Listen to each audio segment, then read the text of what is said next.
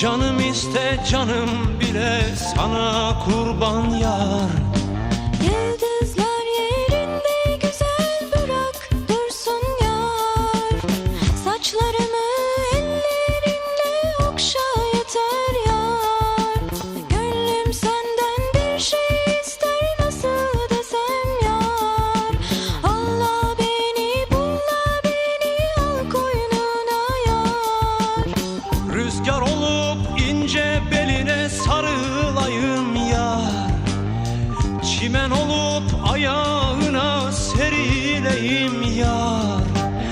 Sürme olup gözlerine sürüleyim yar. Canım iste canım bile sana kurban yar. Allah beni bulla beni al koynuna yar. Gözüm senden